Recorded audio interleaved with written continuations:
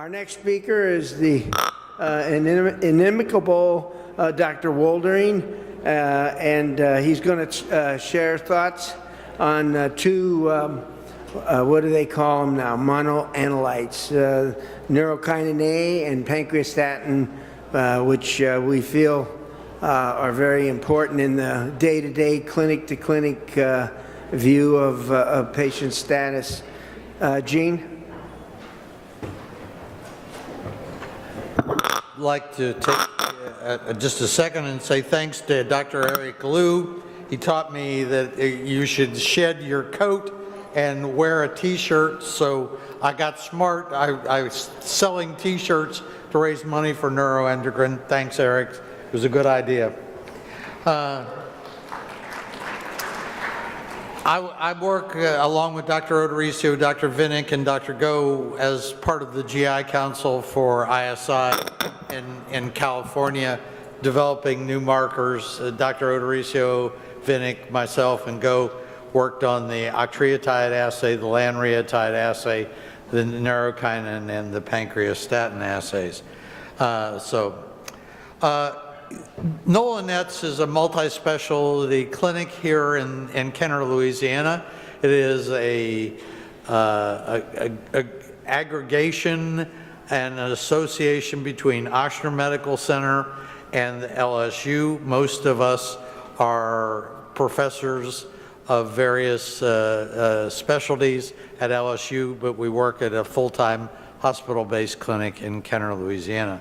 What I put up as our first slide is to show you that we've seen now over 3,000 patients if you include the time before Katrina. Our clinic really came together a year after Katrina, and since then we've added 2,000 patients to an electronic database where we record every one of your markers, your blood, your patient demographics, your x-ray reports, etc. And this shows you that about 70% of all of our tumors are gut-based tumors, and most of those are in the small bowel, whether they're in the ileum, a few in the jejunum, and some in the small bowel, not otherwise specified. Well, there are three reasons why one would measure a biochemical marker. One is to diagnose a tumor, two is to evaluate prognosis, and three is to detect changes in tumor volume. And that's really important because, as other speakers will tell you later in the day, tumor volume affects your response rate to PRRT and sometimes your ability to pick up a net on a scan such as a gallium scan or an Octreus scan. Moreover, if you measure a marker of tumor volume in a serial fashion, it tells you whether you're stable, you're shrinking, or you're growing. Remember, the key thing may be that you want to measure the tumor volume over time. Remember, more importantly, two things I'm going to tell you today. One, chromogranin A used to be the gold standard, and it's now out of favor. Why? Because a billion people take proton pump inhibitors, and it makes the chromogranin go up. So, not all assays are the same. If you take a tube of blood and you send it to ISI, and you send it to Cambridge Biomedical Institute, and you ask for a pancreastatin level, you don't get the same thing. So not all assays are the same. We routinely use LabCorp, and LabCorp sends on as the reference lab to ISI. Now there are two kinds of markers, and this is something we don't talk about very much. And there are functional and non-functional markers. Functional markers are often seen in the pancreas, the duodenum, and the stomach, and they reflect things like gastrin, causes you to make acid, glucagon raises your blood sugar, VIP gives you diarrhea, Insulin lowers your blood sugar. Serotonin can give you flushing, wheezing, diarrhea, etc. And 5-HIA is a metabolite of serotonin. There are also non-functional markers, i.e. that you can have a boatload circulating in your system, but they don't cause symptoms. And those are things like chromogranin A, pancreastatin, and neurokinin. We're going to give you a little summary. You can write these down and look at things as you feel like they appropriately come to you. Are you a FOREGUT net? The FOREGUT are lung, stomach, duodenum, and pancreas. For me, I deal with gut, so I left out lung. Dr. Ramirez is our lung guy. For the stomach, pancreastatin, gastric, you want to measure a pH. Bob Zollinger taught me one thing a long, long time ago, and he's the guy who created and discovered gastrinomas. And he and Odo worked together for many, many years. And Bob Zollinger said, your gastrin's up. The first thing you have to do, if you don't have it, beat your doctor to death until he does it, is measure a gastric pH. You can't, your elevated gastrin means nothing unless it's interpreted in the milieu of, do you have acid in your stomach, or do you have what's called achlorhydria or hypochlorhydria, low acid. The duodenum, pancreastatin, we're going to talk a lot about today. Gastrin, serotonin, and plasma urine 5-HIA. The pancreas, pancreastatin and pancreatic polypeptide. Gastrin, glucagon, VIP. Ghrelin, which we don't know a lot about. It looks like ghrelin may have something to do with glucose control, some control of the stomach emptying, and I'd like to hear later on Odo's thoughts about what a ghrelin of 30 or 40,000 means. Insulin also is made by the pancreas, and native somatostatin, not a somatostatin analog, but the real stuff, the stuff that God gave you originally. If you have a midgut tumor, those are things like jejunum, ileum, cecum, ascending colon, and transverse colon. Pancreastatin, neurokinin, serotonin, and plasma or urine 5-HIA. In the old days, we used to do the lug the jug urine 24-hour test, and that's been replaced by a test that we worked with ASSAY, Tom, Dr. Vinnick, Dr. Go, and myself to get a plasma test that's equally efficacious and accurate. And finally, something that we don't talk about a lot, rectal and low colon, the markers, and there are very few markers because none of these cause symptoms. You discover a rectal carcinoid or rectal net as an incidental thing, not as something that has symptoms. Again, chromogranin was the gold standard. False positives from having a lack of acid in the stomach, which is called pernicious anemia, or the use of chronic proton pump inhibitors. If you read, by the way, the TV ads, it says that you're supposed to use proton pump inhibitors for no more than 12 weeks.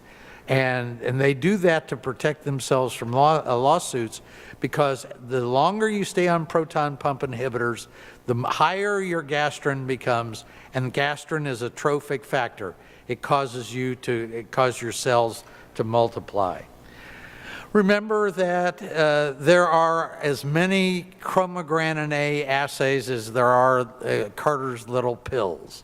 In Europe, they had so many chromogranin assays that they had to limit it to 5 accepted. They tested them against one another, chromogranin assays. In America, there is no standardization. There needs to be. Not all labs are the same. You can use radioimmunoassays. They can do ELISAs, which are enzyme-linked amino acid immunosorbent assays, gas chromatography, mass spec, and HPLC. Not all assays are the same. To determine whether the biomarker in lab A is the same as Lab B, you have to do what's called split tube testing. You draw a tube of blood, you spin it in the centrifuge, you take off the plasma or the serum, you divide that into multiple tubes, and you send it to various laboratories. And they'll either come back that they're identical, that they're parallel but not identical, or they're dissimilar, and we're going to talk about that in the next few minutes. This is an example of the original Quest chromogranin assay versus the ISI assay. One's in red, one's in green, and they're identical. At low points, high points, etc., they're all the same. So you can use these assays interchangeably. Notice here, Dr. Odoricio created the Pancreastatin assay at Ohio State at the Ohio State Reference Lab. That assay that he created has a little bit, reads a little bit of chromogranin and a lot of pancreastatin, whereas the ISI assay reads only pancreastatin, and they're not the same, but they're parallel, and you can take the one assay, the higher line, which is OSU, and divide it by 5, and it becomes the lower line, which is ISI. So again, not interchangeable, but you can interpret Ohio State values in the same assay as ISI. There are assays that are just totally dissimilar, and we find that to be true with Cambridge and ISI for the pancreastatin. Remember, I'm going to tell you this over and over again. Chromogranin is increased by proton pump inhibitors, so is gastrin. If you make the stomach lack acid, those two things go up. But pancreastatin doesn't go up, and that's why you use pancreastatin, and you get rid of chromogranin completely. If you're now in many states, Medicare will no longer pay for the chromogranin assay. You'll end up eating the chromogranin assay. Remember that you then use pancreastatin to distinguish between drug-induced hyperchromograниnemia and the tumor-related elevations of biomarkers. Danny Rains in our multi-specialty clinic is a gastroenterologist. He's head of gastroenterology at LSU. He hypothesized that proton pump inhibitors would increase chromogranin, gastrin, and pancreastatin. He took 30 controls and 30 study patients, and they were usually husband and wife. So they lived in the same house, breathed the same air, drank the same water, ate the same food by and large. And he had the people who were taking proton pump inhibitors take them for at least 6 months. He could then compare blood levels, and all tests were performed at ISI by Paris Mamikumian, who is one of their head technicians. So the same guy was doing the same thing to the same tubes. And this, you will see the light gray at the bottom that's just above 0, that is the normal chromogranin. The black are the normal people who are not on proton pump inhibitors, and the hatched line are on proton pump inhibitors. And you can see, if you look, let's see, these guys are on proton pump inhibitors, these are their spouses, and that light gray is their normal.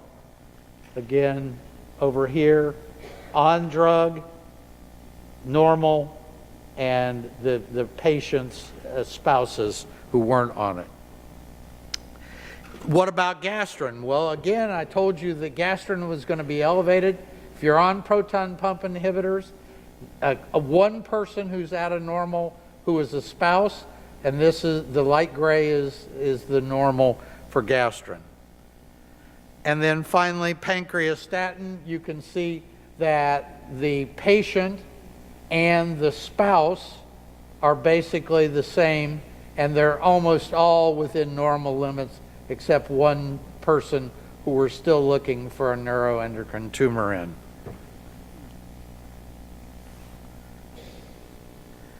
The study conclusion from Dr. Raines' study is PPIs increase chromogranin, it increases gastrin, and it has no effect on pancreastatin. So use pancreastatin, get rid of chromogranin is the take-home message. I know that I keep preaching this is sort of the military way of education. Tell them what you told them, and tell them what you told them one more time. There is an emerging role for neurokinin A in small bowel nets. And this was originally brought to our attention by a lady named Dr. Joy Ardell, who's at the Royal Infirmary in Belfast, Northern Ireland. And what Dr. Ardell showed was if your neurokinin, now this doesn't apply if you're a hindgut or a foregut or you have a thymic. This only applies if you have a gut-based small bowel tumor.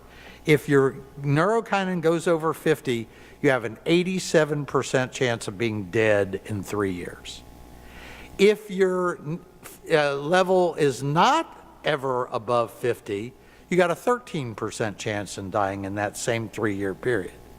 But what's really cool was the group that went up above 50, they instituted aggressive therapy, it came down below 50, and they were like they never went above 50. So above 50 is bad, above 50 that you can treat and get back down to normal is okay. And so we wanted to make sure that our neurokinin assay here in America was the same as the assay in Belfast, Northern Ireland. Again, split tube testing. You notice that this is created at ISI, sent to Belfast, Northern Ireland, and there is a very linear relationship between the two assays with an R value of 0.86 and a p-value of 3 zeros and a 1. So what this says, for those of you who are not graph wizards, and I am clearly not, is that these two assays are identical. So now we turned the tables. We took assays from Northern Ireland and they sent them to Los Angeles. And that's the next slide. And again, R value now 0.96, 96% correlation with a p-value of like 5 zeros and a 1. So the Belfast, Northern Ireland and the ISI Inglewood, California assays are the same. And that's really important if you're going to tell somebody, look, guy, you got an 87% chance of dying in the next 3 years if we don't haul butt and get your tumor under control. If you look at our group, the survival from the first neurokinin level in patients with midgut nets. Remember, this only applies to midgut nets, not to lungs, not to thymus, not to rectum, not to pancreas. This is midgut nets. Look at the green line. That's the survival if you never went over 50. The red line represents if you did go over 50. And look at the 1.5-year survival rate. 95% if you never went over 50, and 57% if you did go over 50. Pancreastatin is a post-translational fragment of chromogranin. And I'm going to show you a cartoon in a minute where chromogranin is a huge molecule, pancreastatin's a little teeny tiny molecule. It is the most sensitive indicator of how you're going to do in the future. Look at chromogranin, it's the blimp. Look at pancreastatin, it's the wheel on the blimp. Dr. Sherman from Dr. Odorizio's group showed that pancreastatin predicted survival in neuroendocrine tumors of the small bowel and PNETs. And again, look at the table down below. Median survival if you had a normal pancreastatin was 6.5 years. And if you had an elevated pancreastatin, 1.7 years. The one thing Dr. Sherman didn't do, unfortunately, is tell us if you had an elevated pancreastatin and you bring it back down to normal, did your survival increase? And I'll bet you $1 to a bag of donuts it did. Dr. Kahn also showed that if you had an elevated serum pancreastatin, it was an indicator that you had liver metastasis. He took 44 patients, looked at those patients who had elevated pancreastatin, and every one of them had a liver met ultimately discovered. Recently, we've come across the new use for pancreastatin. As you may know, and you'll probably hear from Dr. Metz, who comes up next, is that the incidence of certain types of GI tumors have really escalated, one of which is the duodenal tumors. It's in our clinic, the incidence of seeing duodenal tumors has gone up threefold in the last 10 years. There's a need for us to establish a biomarker because many of these tumors are little teeny tiny, but some of them are fairly big. Just because you have a big tumor, is it bad? Or a little tumor, is it good? You need to find a prognostic marker. So we hypothesized that if you had an elevated pancreastatin, you weren't going to do very well. You could find find the tumor by EGD, endoscopic ultrasound, or exploratory surgery. All the primary nets were histologically confirmed at our group, and all patients were seen at NOLA nets here in New Orleans. We looked at patient demographics, their characteristics, surgical history, biomarkers, and 84 patients were evaluated. Patients were sorted very simply. You had an elevated pancreastatin or you had a normal pancreastatin. And believe me, there aren't very many markers who have the power to tell you whether you're going to live or die, but we'll show you in a minute that pancreastatin values are one of those markers. Remember, there is a pancreastatin assay done by Cambridge Biomedical Institute. Only 2 people had that assay out of the 84. The rest of them were all done at ISI. The study was approved by LSU and Ochsner IRBs, and 84 patients were included for analysis. If you look at this, and again, I know you're not statisticians, univariate analysis means by itself. Multivariate analysis means with other markers. The pancreastatin was highly statistically significant, and nothing else. Location in the duodenum, serotonin, type of resection, endoscopic versus open versus laparoscopic, Ki-67, lymph node involvement, chromogranin A, gastrin, neurokinin, all not significant in multivariate analysis. And now the take-home message. You're never going to see, take it from me, you're never going to see a marker like this ever again in your life. If you have a preoperative pancreastatin that is normal, you basically, everybody's alive at 10 years. If it's abnormal, everybody's dead at 10 years. If literally your post-op pancreastatin is normalized, 100% are alive at 10 years and 0% are alive at 10 years if your pancreastatin is elevated. A simple blood test that we follow at 3-month intervals, if it never goes up, you live forever. Or at least 10 years. In conclusion, for small bowel nets, keep your neurokinin less than 50. For small bowel nets, if it goes over 50, hop on your doctor with golf cleats. Tell him you want aggressive therapy because you have an 87% chance of being dead in 3 years. If we can bring it down, it goes to 17%. For small bowel nets and duodenal nets, serially monitor the pancreastatin. Not the chromogranin, but the pancreastatin, so that you can identify patients with a poor prognosis. I'd like to thank a lot of people, the LSU team, the Inner Science team, and the Ochsner team for doing all the work and allowing me to take all the credit. Thank you very much.